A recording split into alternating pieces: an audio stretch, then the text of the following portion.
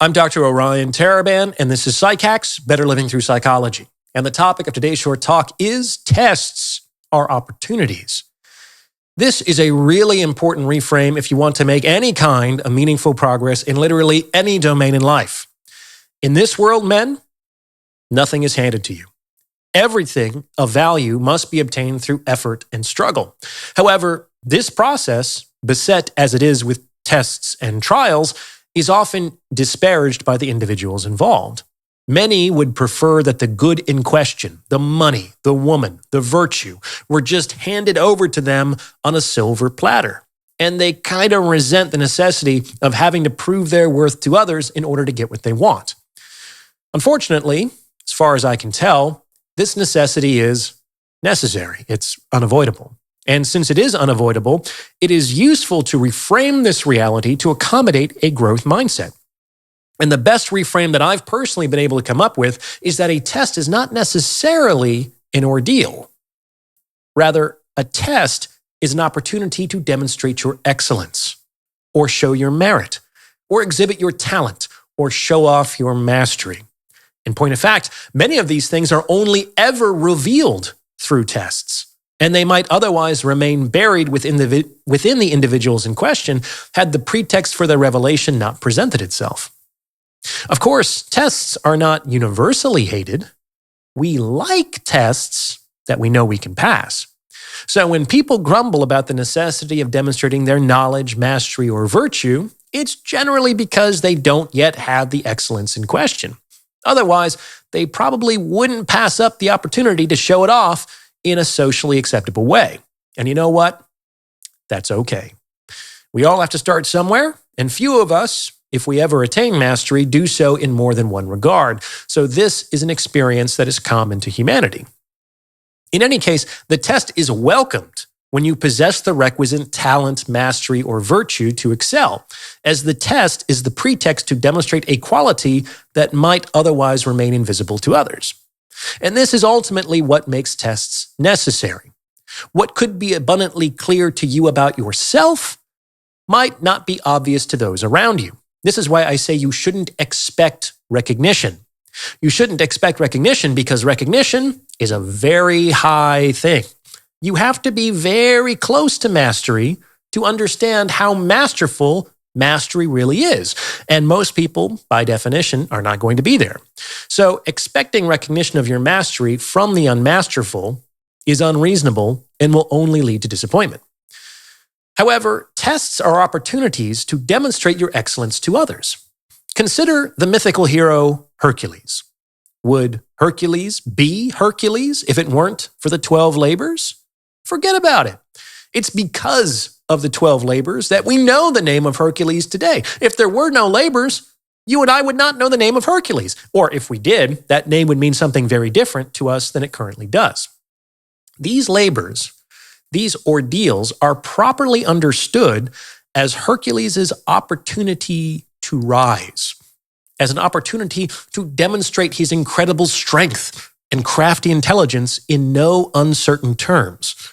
Indeed, the labors were so difficult and so extensive that, having completed them, no one could possibly not recognize those qualities in Hercules. So the labors were useful in this respect, but even more so, the labors enabled Hercules to recognize himself. And this is actually where tests are most valuable. Hercules did not know he was Hercules until he completed the 12 labors. Like, even Hercules didn't know exactly what he was capable of. He might have sensed his potential. Epictetus talks about how those who possess any talent are sort of dimly aware of it, even if they've never actualized it in practice. He gives the example of a bull who must be cognizant of its own great strength even before it's been utilized as such, which is why it won't hesitate to rush into the fray. So there might have been something inside of Hercules that he was dimly aware of, and we could call this something his potential for strength and heroism. But it was only in the overcoming of those various ordeals that even he was convinced that he possessed it. If you're interested in taking your understanding to the next level, I would encourage you to check out the Captain's Quarters, my members-only self-improvement community. Your monthly membership will get you access to a cadre of like-minded, supportive individuals, bi-monthly group consultation sessions hosted by yours truly, and exclusive content that you won't find anywhere else. Click the link in the description for more information. Hope to see you aboard. Let me tell you, brothers, it is very easy to convince yourself that you possess a virtue when you haven't yet been tested. Video games and movies and television have convinced millions of people that they have main character energy, that they would, certainly, be the one to stand up to the masses, or help the person in need, or purge the world of corruption. And that's just not true. It can't be true, because if it were, there would be nothing heroic or extraordinary about any of these things. They would be commonplace, everyday behaviors, and we wouldn't be talking about them now.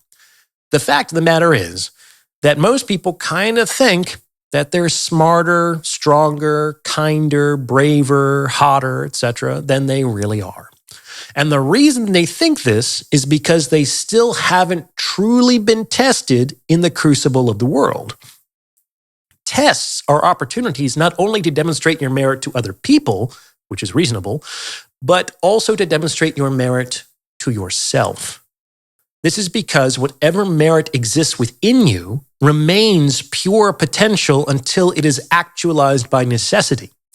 And until this occurs, you kind of exist in unreality, in fantasy, because you can't even trust yourself with respect to how smart, strong, kind, brave, hot, etc. you really are. The tests of life are rites of passage from fantasy into reality. They show you who you really are. This is why, at the highest level, we should be grateful for our trials, we should be grateful for our tests, and we should be grateful for our ordeals. They are opportunities to fulfill our individual potential in new and as yet unachieved ways. Because let me tell you, these trials are actually pretty few and far between. Like, how many of us are really turning down the call to adventure that Hercules received on a regular basis? How many of us are like, oh God, I don't feel like slaying the Nemean lion today? Life tests everyone, but it tests everyone to varying degrees. And these opportunities don't actually come along every day. Like, most days are kind of like most other days. So when life actually gives you the opportunity to demonstrate who you are and what you can do, seize it. Take it and prove to everyone, including yourself, that you have not deluded yourself when you have sensed your own potential for excellence. Now, responding to a test can be scary. So let me offer you a word of advice. It's important to keep in mind that testing, especially when it occurs interpersonally, is a sign of great interest. Raise your hand if you test drive cars for fun. Like, very few people do that, right? And they're kind of weird, to be honest. Most people will only test drive a car when they're fairly sure they might buy it. Personally, I test drive cars just to make sure that there's no reason why I shouldn't move forward with my decision. So when a woman tests you, don't get frustrated. That's a sign of interest. When an employer tests you, don't be annoyed. That's a sign of interest. This is because tests typically don't occur at the first level of gatekeeping. Like, in an employment context, you generally have to pass through at least a couple of interviews before you get a real solid test, because tests take time and energy to administer and review. So you only want to test fairly qualified applicants. Understand that when people or circumstances test you, it's typically a sign of heightened interest, and it's an opportunity to demonstrate to yourself and others that you possess a particular merit, talent, or mastery. Welcome it. What do you think? Does this fit with your own experience? Let me know in the comments below. And please send this episode to someone who you think might benefit from its message, as it's word-of-mouth referrals like this that really help to make the channel grow.